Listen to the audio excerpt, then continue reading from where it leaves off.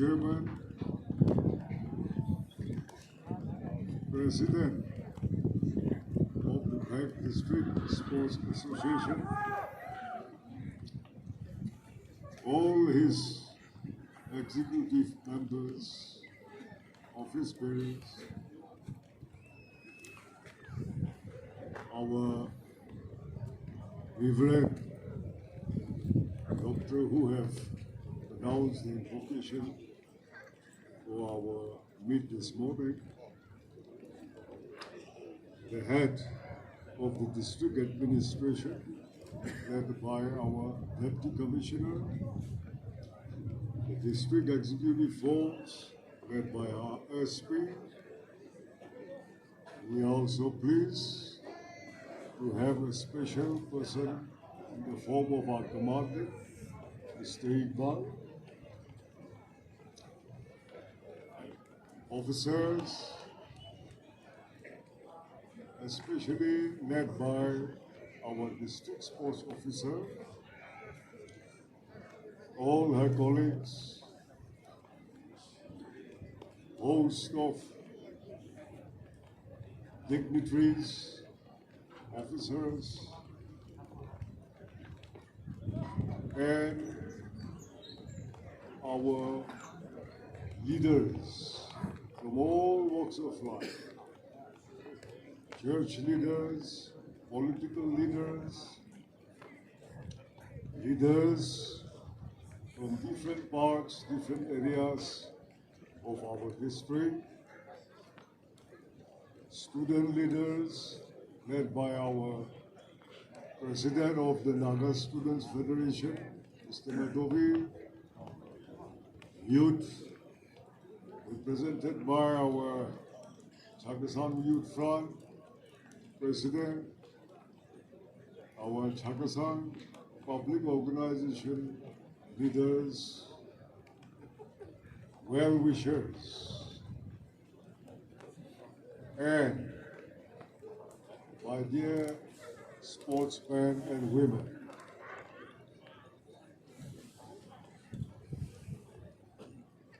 It is another great privilege for me to be interacting with our sports persons and members from the world of sports, especially from our district. I have continuously been attending the sports meets at different levels in different parts of our states lately. Today is nothing different. It is another meet at the district level. Our district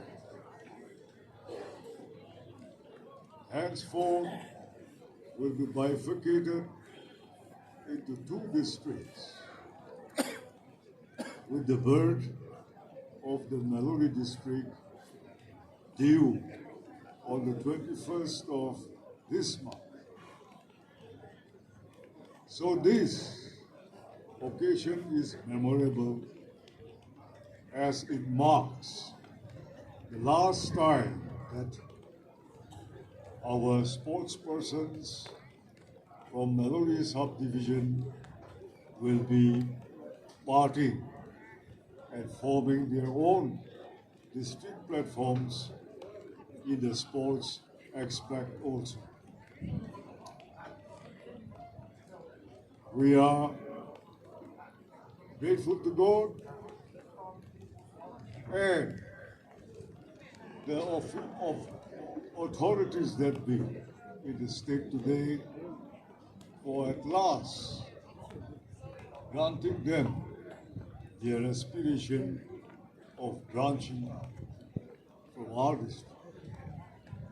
They have all our good wishes, but we will still continue, as mentioned earlier, by the former speakers to be brothers and walk hand in hand as we have done so for more than 50 years as a district under this state.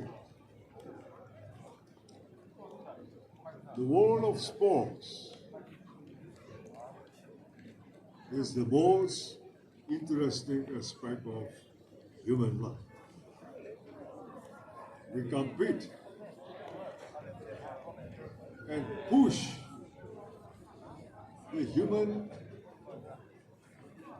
species inhabiting this planet Earth to the limit to bring out the best in the men and women of this human species, up to what extent we can perform. So we have competition in all aspects and in every discipline conceivable. It is a place where the world comes to meet again and compete, bringing out the best in their citizens. Every succeeding year, records in different disciplines changes, and we compete, challenging the records set by the previous winners. So it is a continuous process. We have to be on our toes to defend what we have achieved and also to challenge and set a better record for what has been already achieved by their own self or by others. So it is very interesting. Every year and every level we see a marked improvement in the form of setting new heights, new records. This district, Hag district, is gifted with immense sporting talents. We have a gift which is not given to all others in this state itself also, or under this nation also. But sports is refined. And it comes with a lot of not only practice, but technologies, facilities, which will hone and it will harness and shape the sports person to perform better. So when we look at sports from this angle, we feel sad because our facilities are very inadequate. We have only the bare minimum to provide for our children, for our youngsters, and the sports enthusiasts. This has been going on decades together. Why? Because the state is poor. The state is not resourceful. We have a government which is always facing financial difficulties. A resource-crunched government cannot provide enough for the Department of Sports and Youth Resources to tap the human resources in our state.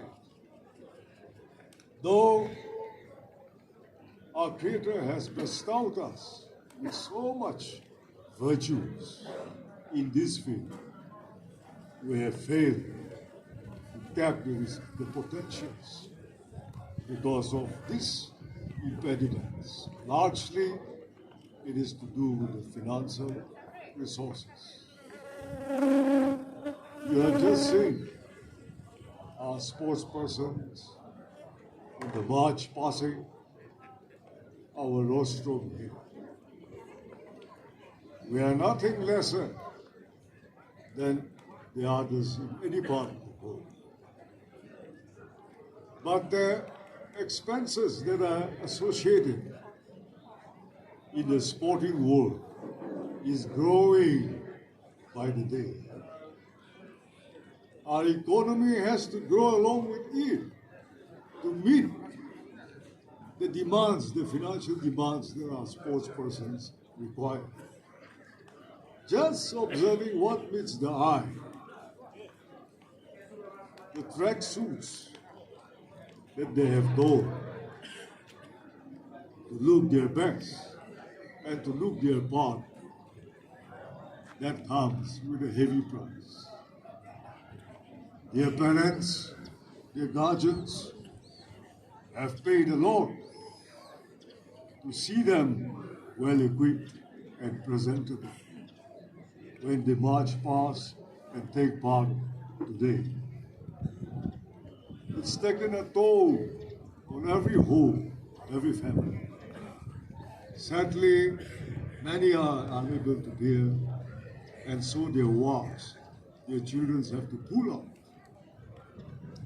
Many also have to, instead of dedicating their time in practicing, they have to work, help their parents, and support themselves, or support their siblings because of the economic background they come from. This way, we can imagine how much have gone in their preparation here today. A lot of sacrifices from their guardians, from the parents and family members. Actually, it is the role of the government to come to their aid and assist them when they have been marked by the government and the sporting authority. They should be already sponsored from day one. If not, an established government in other parts of the state of this country itself, and what we see across the boundaries in the world, it is the large, big business houses who come forward to sponsor sports persons. From their head to toe, all their requirements from day one are being borne by big business agencies, business houses, or others who can afford to sponsor teams. Or in other cases, resourceful state governments, resourceful departments are able to sponsor, groom, nurture, and train the sport persons to send them to represent the district, the state, or the nation. In our case, we have so much want.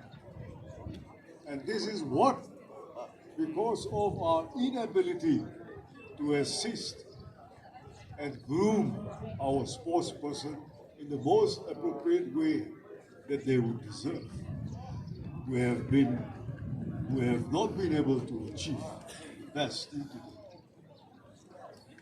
So, our organizers, in the form of today, the Pack District Sports Association, office bearers, the president and his colleagues, and all those who are concerned have been extending the helping hands, have to turn to the more resourceful individuals for support in the form of sponsors, in the form of patrons, and in the forms of extending these beautiful trophies in kind and cash just to enable these sports events to take place. We hope that someday the government, the established government, will be able to play its role and extend all the necessary facilities and infrastructures to our sports person to bring out the best in them. I have to thank the Peck District Sports Association, office bearers, and all their colleagues. And prior to today's event, all those associations at the different levels, up to the grassroots levels, for giving their best to nurture and bring out the sports person to reach this level. I also extend our gratitude and acknowledge the sacrifices of the parents of those individuals whose names have just been read out, and they have achieved, won laurels for the state at the state level, Northeast regional level, at the national level, at the international level. We have, in different fields, made our presence felt and have brought home laurels. They are the persons who are the ambassadors of our state and our people, and have introduced our community, our state to the world. Thank you very much for all that you could do for our people.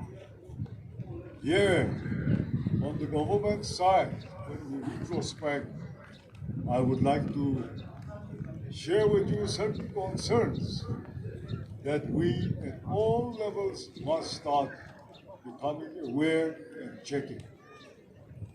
We have too many organizations in the Naga society. Too many. In all different aspects of life, we have availed and taken full advantage of the freedom of association that is guaranteed by this democratic country.